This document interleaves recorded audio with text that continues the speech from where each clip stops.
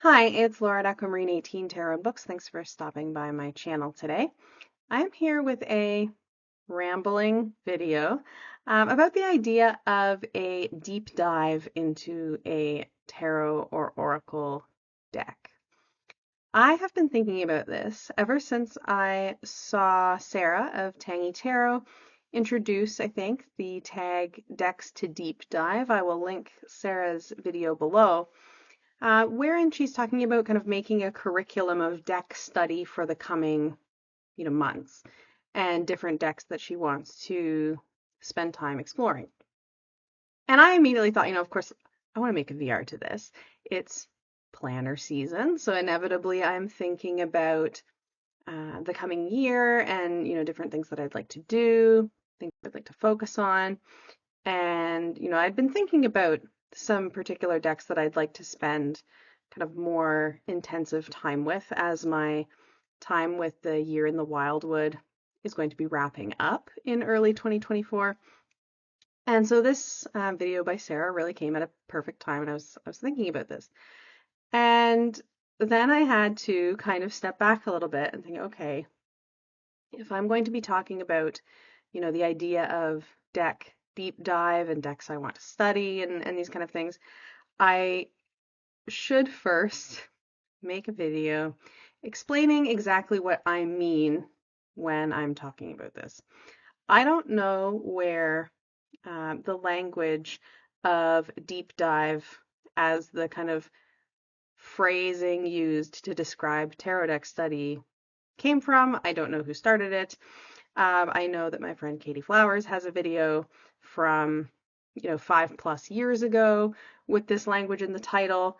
I'm not sure, how this exactly caught on as kind of the term that is so frequently used by so many folks to talk about particular kinds of engagement with decks. Anyway, but it feels established. It feels like established language at this point. I don't know that it's established language in the sense of having any kind of shared frame of reference. I don't presume that everyone who talks about, a deck deep dive is actually talking about the same thing or talking about doing the same things. And I don't think that that's a problem. I think that, what a deep dive looks like, for any one of us is going to vary. But I do think that if I'm going to make a video about decks that I would like to be deep diving with in 2024, for example, that it would be valuable for me to kind of define my terms a little bit and talk about what exactly that might look like for me.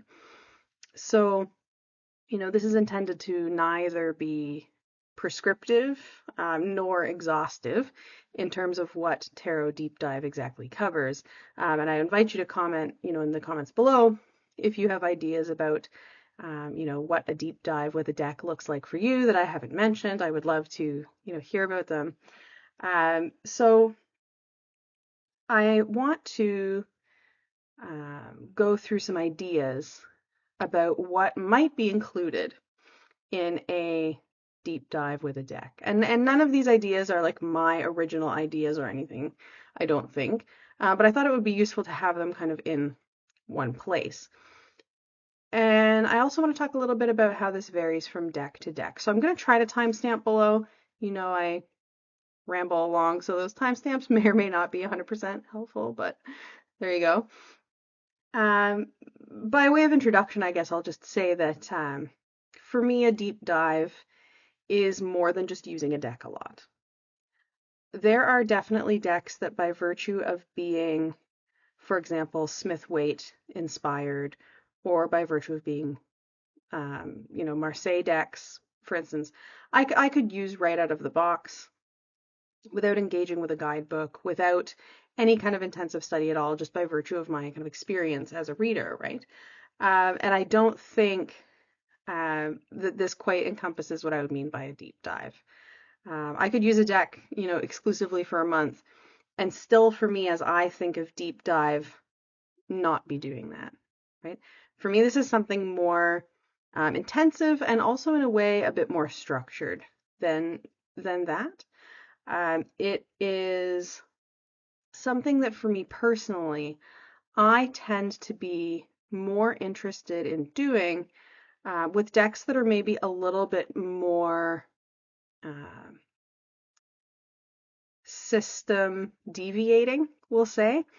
I tend to want to engage in more of a deep dive with a deck if it is not so straightforwardly, for example, a Smith-Waite clone, or if a deck has a really strong theme that can tend to appeal to me in terms of a more intensive kind of a deck study.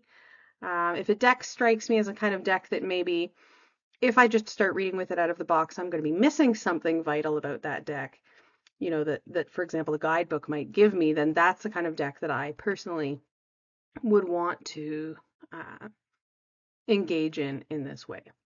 And, I've been thinking about how the kind of deep dive process, at least for me, varies really widely depending on the kind of deck. And I have a couple of examples here of decks that have recently joined my collection that, when I make a follow-up to this, you know, more of a VR to Sarah's tag about decks that I would like to deep dive with in the coming year, these are decks that are going to be in that list. And so I've been thinking about, these decks and that VR and how differently these different decks will need to be approached. So just for reference, 3 decks that I'm thinking of that are recent additions to my collection or recent-ish that I would like to spend more of a deep dive time with are Tarot de Paysage Intérieur. This is a French deck by the artist name is Camille, and this is the tarot of internal landscapes or interior landscapes, and it's a very abstract tarot deck, as you can see. I haven't done a video exclusively about this deck yet, but I'm sure I will at some point. It is a deck that does not come with a guidebook, and the title card very specifically says, this is a deck to work with intuitively. There are no kind of meanings provided anywhere. There's no PDF, there's no nothing. This is a entirely intuitive deck. So that's the first one. The second one that I have to show briefly, and I'm just showing them briefly here because I will make a follow-up video of decks to deep dive in, the coming year at some point. Or maybe a few, deck per season or something like that. I don't want to lock myself in too much. The second deck is Nellie's deck by Kelly Fitzgerald. And this is a deck that incorporates aspects of Lenormand, playing cards, tarot, and oracle. Okay. And so this is an oracle deck. You could take it apart and, for example, take out a subsection of the cards and use them as a Lenormand deck. This is Kelly's dog. You could read it in a more kind of playing cardomancy way, or as an oracle, and there are a full, tarot set of majors in here as well. And unlike the other deck I showed, Le Tarot des Paysages Intérieurs, the Nellie's deck comes with a lot of supplementary material. So there is a guidebook that is quite substantial, with some kind of ephemera tucked inside, and there's an entire backstory of Nellie and, who Nellie was, and Nellie creating this deck and putting together different systems and being inspired by different, specific historical decks that actually existed and so on. So, there's a huge amount of material to go along with this deck. I also took a course with Kelly about Nellie's deck, but at the time I didn't have my copy yet, so I'm going to rewatch, that course material. And then, of course, there's also all the kind of supplementary system material that you can incorporate into a deep dive with a deck like this, studying Lenormand, studying playing cards, and so on. So there's a lot, right? The third one is the Macondo Tarot, which I've shown before. And this is a deck that is inspired by Colombian and kind of South American more broadly magical realism, and particularly, but not exclusively, the work of Gabriel Garcia Marquez. And this deck comes with a fair amount of supplementary material as well. So the deck, I have a lot of stuff around. The deck comes with a little guidebook like this, which is quite laden with information. For a little white book, it's quite good from what I've looked at so far. Very specific to this deck. And in addition, there is a large guidebook called The Parchments of Melquiades, the story of the Macondo Tarot, inspired by the world and characters of Gabriel Garcia Marquez. And so this is a bilingual book. Oh, I'm dropping things that I stuck inside the book.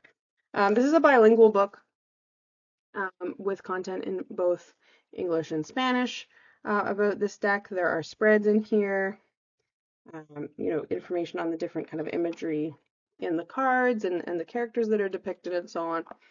And so a deep dive for this deck, would involve reading for me this supplementary material, but also I would really like to get, and if this is an area of expertise for you or an area that you're really familiar with, please, feel free to recommend in the comments.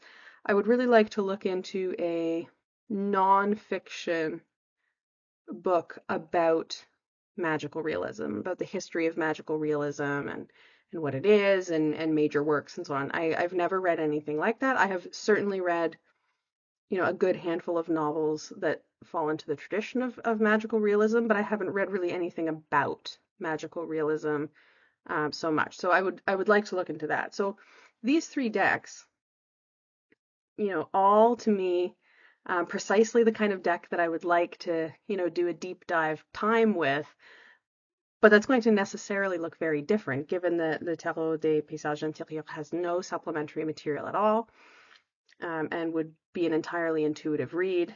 Nellie's deck is a combination of different systems that are very well established, but combined in a new way with a, particular kind of backstory incorporated as well. And then Macondo Tarot is, situated in a particular cultural context, literary context, with a very particular kind of frame of reference that to me, getting to know this deck involves getting to know that frame of reference as well. So, very, very different and all different than Wildwood Tarot, which I've been having a deep dive with this year. I'll make a video about that at some point, but Wildwood Tarot has, 2 additional supplementary books in addition to the guidebook that actually comes with the deck. So there's a lot of material to work with, by multiple authors. And so, that has looked different than what any of these three to me will look like, right? And so that's my long-winded way of saying that, I really can't be prescriptive here, right? Even if I wanted to, which, if you know me, is not my style. Even if I wanted to be kind of prescriptive about how to kind of deep dive with a tarot deck or an oracle deck, you really can't be, because depending on which deck you're picking up, you're going to have very different things to work with, and also very different, perhaps supplementary material that you would seek out that is not directly associated with the deck, right? Another kind of deep dive that I enjoyed was when Kim at Abundant Life Tarot chose the Hoodoo Tarot as a study deck and, was putting out content ongoingly for a while there about the Hoodoo Tarot, that I was following along with, not in the Facebook because I'm not on Facebook, but following along with the YouTube part of the content anyway, as that deck study was happening. The Hoodoo Tarot is a deck that comes with a substantial guidebook, and that substantial guidebook by Tiana Lee McQuiller also has a massive bibliography of suggested reading, right? And a deck like that, there's suggested reading in terms of kind of history and cultural context and religion and so many places to go. So for me, participating in that deck study, even just to the kind of partial extent that I did without getting to be in the Facebook discussion, did mean kind of reading other books as well. Books that are not about the deck or explicitly connected to the deck in any particular way, but are in the bibliography, right? For example, reading some Zora Neale Hurston. So always to me a deck deep dive looks different, but I do think that there are some activities that might be common to many deck deep dives. So I've come up with a list of activities that could be a part of a deck deep dive for you as a way of suggestions. Maybe you have a deck that you want to get to know better, and some of these might be applicable, so I share them here. And again, please put in the comments below if you have ideas to add to my list. So the first activity I think that might be included in deep dive with a particular deck is the slow flip through. And I do this with, most decks that I add to my collection. Just going through and really looking, really looking at what is in each image, slowly appreciating and just noticing things, the hint of a table in front of this very abstract magician, right? Just noticing little details. And sometimes this will take me more than one sitting, because in any, I think, artwork, there's a lot to see. So just flipping through, maybe taking a little notes here and there, of interesting things that you've observed that you want to consider further, or that you want to consult a guidebook about if there is one. Just an initial impressions, when the deck arrives before you shuffle, or if you've had the deck for a while, you could put it back in order, whatever back in order means for you. That can certainly vary. And just the slow flip, spending time with, holding the deck and looking at it in detail, I think is a nice place to start. The second suggestion as an activity for a deep dive to start, early on with would be something like a deck interview spread. I know a lot of folks incorporate a deck interview spread into getting to know a new deck, whether it's one that they intend to study intensively or not. Maybe, you just like to do a deck interview spread with every deck that joins your collection. I think that that's great. I don't do deck interview spread with every deck necessarily, but I do enjoy them, and there's some great deck interview spreads floating around. The one that I use is online and was created by Beth from Little Red Tarot. So if you Google that, I'm sure it will come up. But a deck interview spread, whether it's one you design or one that you find online somewhere else, can be a good way to kind of get an initial kind of temperature check of what a particular deck is going to be like for you, what kinds of readings a particular deck might be best suited for you. And of course, if I do a deck interview spread and you do a deck interview spread of the same deck, we're going to end up with different results, right? But I think it can be a nice kind of setting the tone way to, just kind of say hi, basically, to the deck, right? My third thought for activities for deep dive with a deck is trying out readings on different kinds of themes to see kind of where the deck seems to shine for you. For me, I find some decks better suited to certain kinds of readings than others. Perhaps that means certain kind of spread styles or readings on certain topics, right? Sometimes a deck feels really seasonal to me, other times it doesn't. So a way of figuring out where exactly a deck is going to be most useful for you or where it might fit into your practice could be just trying different kinds of readings. And those could be spreads that are found in the deck guidebook, if there is one. Those could be spreads that you already enjoy with other decks, see how that same reading with whatever deck you're studying turns out. There's no shortage of types of readings or spreads, if you like spreads, out there to pick from. But I think it's an interesting activity to do, to try out readings, whether for yourself or for other people, not just because you need an answer to a question or because you do a reading every full moon or, whatever it might be, but specifically to kind of explore how this particular deck reads in a particular kind of reading context and observing that kind of mechanics of that reading, I think, is really interesting. So this is something that I like to do with a lot of decks. My fourth suggestion, these are in no particular order. I did just kind of make a little list for myself. I'm surprised I didn't put this one kind of higher up on the list, higher up, no order. My fourth suggestion is reading the guidebook. To me, a deck deep dive, if the deck has a guidebook, necessarily involves reading the guidebook, and it necessarily involves reading the guidebook cover to cover. That is material that goes along with the deck. So to me, getting to know that deck in a more intensive and deliberate and structured and focused way means necessarily engaging with the guidebook, and for me, probably taking notes on the guidebook as well. Maybe some pencil notes in the margins, maybe some notes, on another piece of paper somewhere else. But I will definitely want to read the guidebook in detail.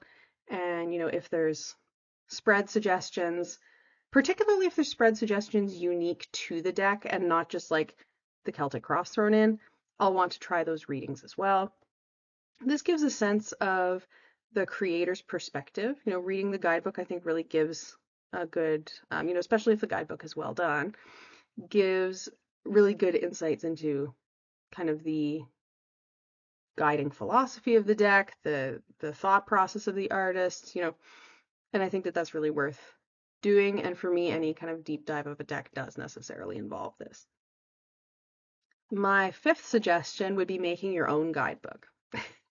So not all decks obviously have a guidebook, or maybe they have a very small, like a pamphlet with some keywords or something like that, a little white book, not too much to go on. So something you could do as part of a deck deep dive would be to make your own guidebook. You could, fold up some paper and stitch it together and make like a zine style book that would fit inside the deck's box if you wanted to. You could just take notes if you wanted to in a kind of card by card way. Maybe you get a small notebook and you dedicate one page per card. And as you work with the deck and as you observe things about those cards, you jot them down, on the respective page. And at the end, you kind of tidy it up and make it into a guidebook for yourself. Or maybe you make it electronically, right? There's no shortage of ways of doing this. But I think that making a set of card by card notes in some way, particularly if it's a deck that doesn't come with too much in that regard, right, is worth doing. And even if a deck comes with a guidebook, you making your own guidebook is going to be an amazing learning experience, I think, because it's going to reflect, your own associations and your own experiences with the deck, as well as, perhaps the details of the artwork, the creator's intentions, and so on. So making a guidebook, I think, is an awesome activity to do. The sixth suggestion that I would have as a activity for a deck deep dive would be a kind of study of symbolism. And this may not be something relevant to every single deck, but I think that some decks certainly will incorporate particular kinds of systems of symbols that you'll want to look at, right? And that could be something pre-established, like if a deck includes astrological glyphs, for example, you could spend some time looking at how those astrological associations are incorporated into, this particular oracle deck that you're looking at, and, make some notes or, explore and learn about in whatever way that works for you, the particular symbols in the deck. It may be something that's more unique to the deck. So in the Macondo Tarot, for example, this is a pip deck. And so the fact that the minor suits, for example, are in this deck, butterflies, and we have tears as a water suit. Butterflies are wands. Flowers. And fish. Okay. Actually, no, butterflies are air, I think. Um, Now, see, this is why this one needs a text study, right? Um, yeah, so butterflies, fish, tears, and flowers. For me, a deep dive with this deck will necessarily mean thinking about the symbolism involved in the suits, right? And coming to an understanding of those associations. And whether my understanding that come to is absolutely identical to the creator's understanding, which he absolutely explains in detail in his guidebook, that's okay if that's not the case, right? Maybe having, you know, fish as one of the minor suits will mean something to me slightly differently than what was intended. There's going to be some overlap, but that's okay too, right? And this is another thing to perhaps take notes on, I think. This deck has explicit references to particular characters in works of fiction, right? So there's different kind of symbolism, I think, in the cards related to kind of items that those characters might be holding, clothing that those characters might be wearing. So a deck study of this could involve looking at that kind of symbolism, right? If your deck that you're studying is a very Rider-Waite-Smith influenced deck, maybe examining deck symbolism as an activity for you means looking at Smith-Waite symbolism in Pamela Coleman Smith's art and seeing how much those do or don't translate into the deck that you're looking at, right? So there's lots of options here. The next suggestion is to get to know or deep dive with your deck by working through a tarot book that is not deck specific. And so here I'm thinking about, a deck like Finding the Fool, and I have a book review of this in quite some detail. This is a book that presents itself as deck neutral. It does not have any pictures, and the way that it's written is not keyed to any one specific deck.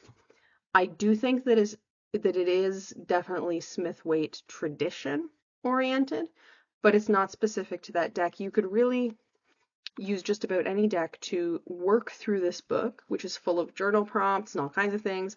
And that would be a great way to deep dive with a deck, is to get to know it by working through this book, right?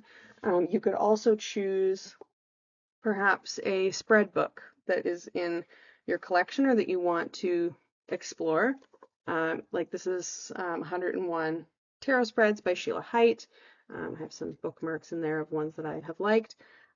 You could incorporate into your deep dive of a deck doing a certain number of spreads from a book like this, right? And there's lots of different spread books that you could pick from that are, again, not keyed to any one particular deck. They're just keyed to kind of tarot in general. So I think that that's a kind of way to lend some structure to a deck study that could be interesting. Another suggestion for a deep dive activity would be to design spreads that are inspired by the deck that you are working with, right? So maybe for the Macondo Tarot, that would mean designing a spread where the different positions in the spread are different characters or different novels, and that's what inspires the spread positions. There's lots of things that you could have as inspiration. Maybe you design spreads that are astrologically themed, if you're working with a deck that incorporates astrology in some way or that you see fitting into, an aspect of your personal practice that is keyed to astrology.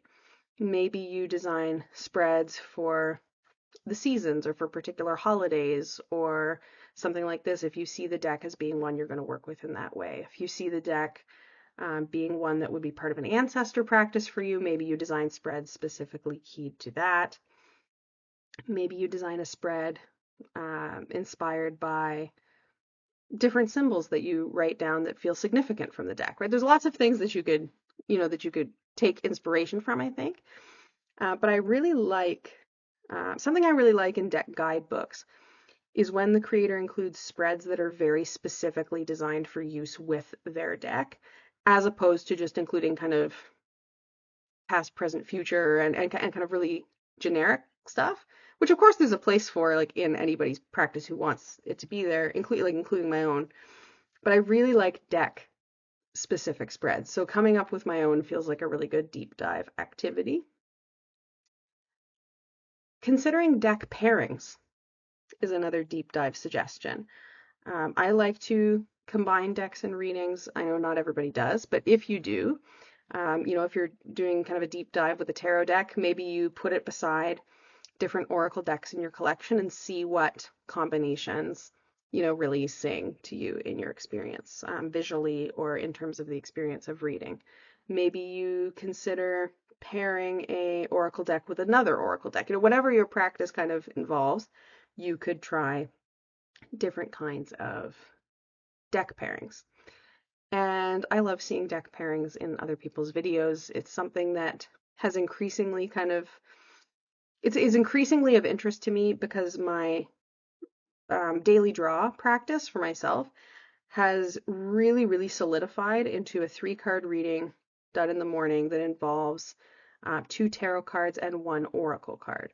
So I am combining and pairing decks every day.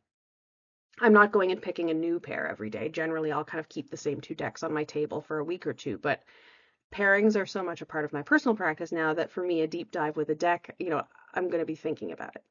So, you can make some notes about what works and what doesn't work as well. Perhaps you find 2 decks don't read well together at all, and thinking about why is also a useful way of getting to know both of the decks in question.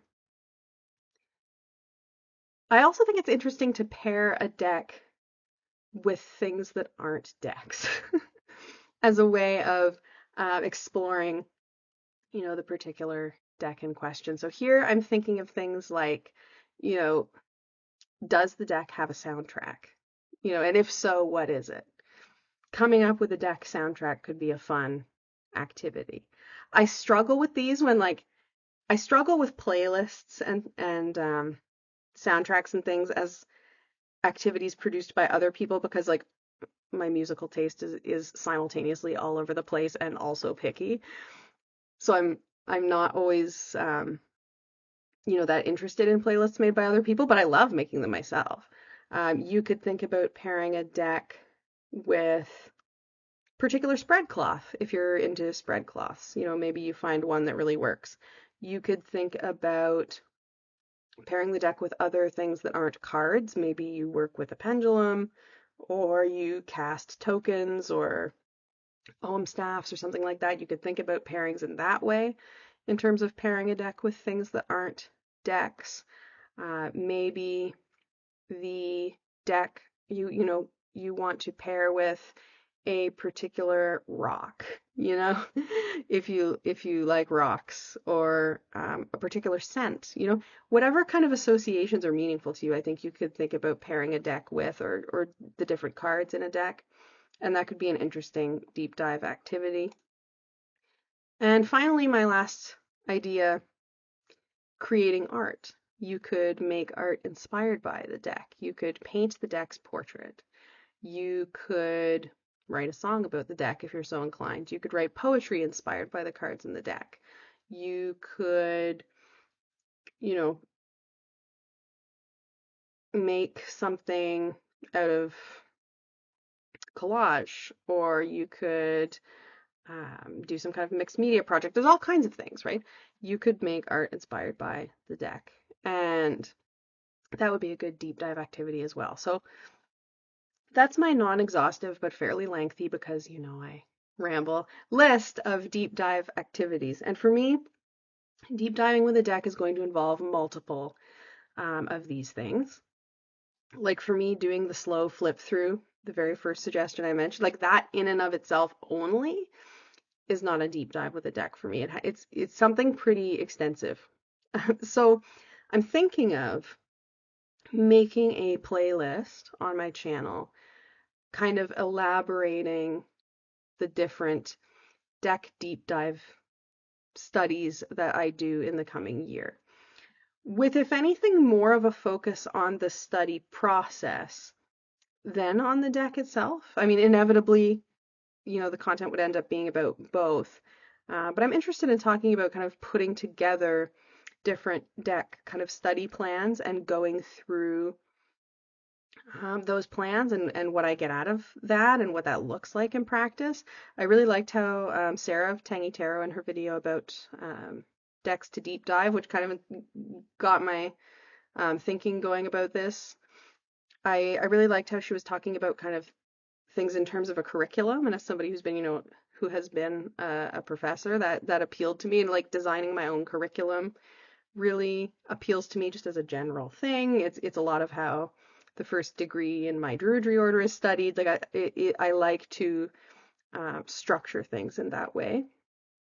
So I've enjoyed coming up with deep dive activities, and I'm interested in kind of choosing some of those activities and combining them in different ways for these kind of different decks that I'm interested in looking at. So I think I'll probably make some videos about that.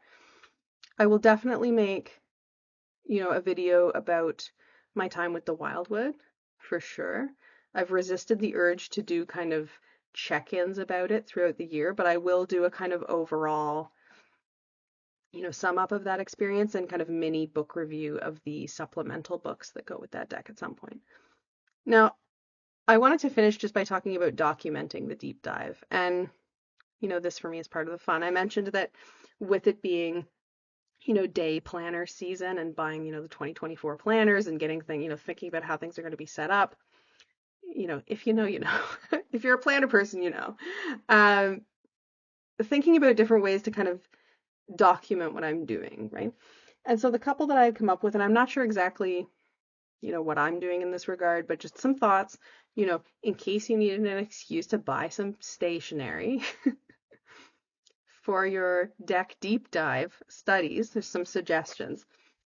I'm going to be using a page a day book again in the coming year for my daily journaling and card of the day journaling. This is a Hobonichi Techo planner.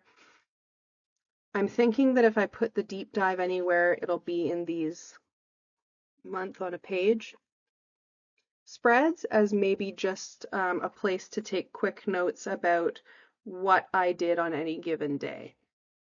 Like this isn't going to obviously fit the contents of that deep dive, but if you wanted to, you could, if you wanted to do a deck deep dive that included something like daily draws with a deck, you could use a page a day planner as a way of structuring that information, right? Or you could use any kind of planner depending on how you want to structure that. For the Wildwood, I made a dedicated notebook for the Wildwood Tarot and my notes on an exploration of the Wildwood Tarot. So I have lots of kind of different readings I've done are in there, notes. This is like a page per card, notes on each card. So this is a Stalogy. And these are kind of, they're 365, like they're page a day, but they're not dated, so you don't have to use them in a page a day way. They just make a nice notebook with, this one has grid paper, so you could dedicate a little notebook. It doesn't have to be this huge. I wouldn't have done this if it didn't have so many supplementary books. I would not have chosen a book this big. You could make a designated notebook for a deck deep dive if you wanted to. Or something else I'm doing is I got some of these binders, and these are just they're soft. They're like felt, I guess. Binders that I found on Etsy. And I'm going to organize them to have I got 2 of them to do a tarot one and an oracle one. And I just have some note paper inside. And so you can see here, this is notes about Tarot of the Cat people. So myself and some other folks, TarotTube folks actually, read the Tarot of the Cat people Travelers Report together. And we talked about it, and we talked about Tarot of the Cat people together. And so I have a bunch of notes on that. I have some of the Nelly's deck course paper in here, like printouts, and some other kind of notes on different decks that I have taken, in the last year or so. So I think a binder system is really nice because you can, you know, maybe you can have multiple deck deep dives in one binder, right? And just put them together with tabs or something like that you can move them around. That's a really nice setup, I think. And of course you could do all of this electronically as well if you use a Notion or something like that. I'm not going to show that. My Notion is a fucking mess. Um, I don't use Notion to its full capacities. Mine is like a spreadsheet and then another spreadsheet and then another spreadsheet. Like there's really nothing to mine at all. And I don't really use it for this so much. I use it for keeping track of my book TBR, and I have my deck collection in there as well. But for extensive note taking, I much prefer paper personally. So that's some of the things that I will be doing. I'll be using my binder first and foremost as a place to keep my deck deep dive notes. So this has been a longer video than intended. I think that that's true of basically every video I've ever filmed. But there it is. This is my introductory ramble on decks to deep dive, wherein I backtrack and talk about what exactly I'm talking about when I talk about deck deep dive. I hope that this wasn't totally boring for you. If you're still here at 41 minutes, hopefully, you found an interesting idea or two. Please do tell me in the comments what a deck deep dive means for you. If there are particular things that you love doing to get to know a deck better or more intensively. And if you have particular decks that you're looking to deep dive with, let me know that too. That will definitely be the subject of a forthcoming video in the next month or so. I will be sharing the next couple of decks that I will be deep diving with and why. You've already seen a sneak peek into a few of them. Thank you so much for watching, and I'll see you again soon. Have a great day.